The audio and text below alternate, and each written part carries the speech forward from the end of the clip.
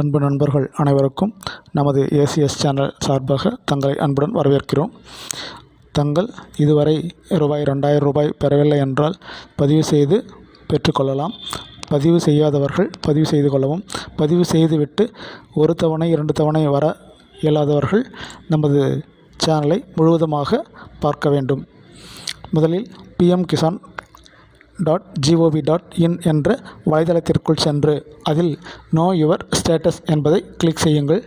அவ்வாறு செய்தவுடன் உங்களுக்கு ரிஜிஸ்ட்ரேஷன் நம்பர் தெரிந்தால் ரிஜிஸ்ட்ரேஷன் நம்பரும் கேப்சாவும் கொடுத்து உள்ளே செல்லவும். இல்லையெனில் நோ யுவர் ரிஜிஸ்ட்ரேஷன் நம்பர் என்பதை கிளிக் செய்து உங்களுடைய மொபைல் நம்பரையோ அல்லது ஆதார் நம்பரையோ கொடுத்து அதில் கேப்சா டைப் செய்து கெட் மொபைல் ஓடிபி என வரும். அதை கிளிக் செய்து உங்களுக்கு ஓடிபி வந்த பின்பு அதை டைப் செய்து முடித்தவுடன் உங்களுடைய ரிஜிஸ்ட்ரேஷன் நம்பர், உங்களுடைய பெயர் காண்பிக்கப்படும்.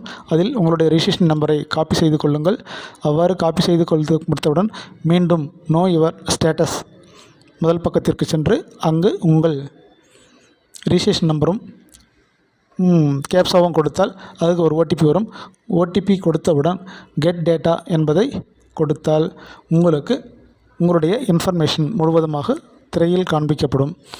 அவ்வாறு உங்களுடைய டேட்டாஸ் கரெக்டாக இருக்கிறதா என்பதை சரிபார்த்து கொண்டு அதற்கடுத்தது கீழே உள்ள எலிஜிபிலிட்டி ஸ்டேட்டஸ் என்பதை கிளிக் செய்யுங்கள்.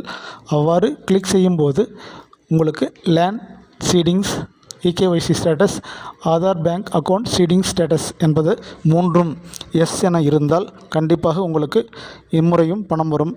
சப்போஸ் இதில் ஏதாவது ஒன்று இல்லை என்றால் உங்களுக்கு பணம் வராது.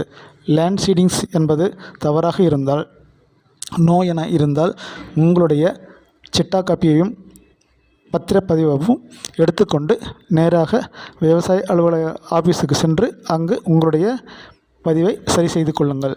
இகேஒய்சியில் உங்களுடைய பதிவு சரியில்லை என்றால், நோ என இருந்தால் இகேஒய்சி நம்ம சிஎஸ்சி சென்டர் மூலமாக சென்று அங்கு உங்களுடைய இகேஒய்சியை சரிபார்த்து கொள்ளுங்கள். பேங்க் அக்கௌண்ட் சீடிங் ஸ்டேட்டஸ் என்பது தவறாக இருந்தால், அதுவும் நோவாக இருந்தால் அதற்கும் பேங்க் அக்கௌண்ட் நம்பரோடு உங்களுடைய ஆதார் நம்பரை இணைத்து கொள்ளுங்கள். இது மூன்றும் சரியாக இருந்தால் கண்டிப்பாக உங்களுக்கு இம்முறை அமௌண்ட் கண்டிப்பாக வரும். So latest installment details. So நீங்கள் எத்தனாவது தவணை வாங்கி கொண்டிருக்கிறீர்கள் என்பதற்கு கீழே காண்பிக்கப்படும். அதில் காண்பித்தவுடன் அவ்வாறு காண்பிக்கப்படும். ஸோ எந்த பேங்க்கு எத்தனாவது தவணை வருகிறது, எந்த பேங்க் மூலிமா வருகிறது என்பதையும் உங்களுக்கு திரையில் காண்பிக்கப்படும் என்பதை தெரிவித்துக் கொள்கிறோம். நன்றி, வணக்கம்.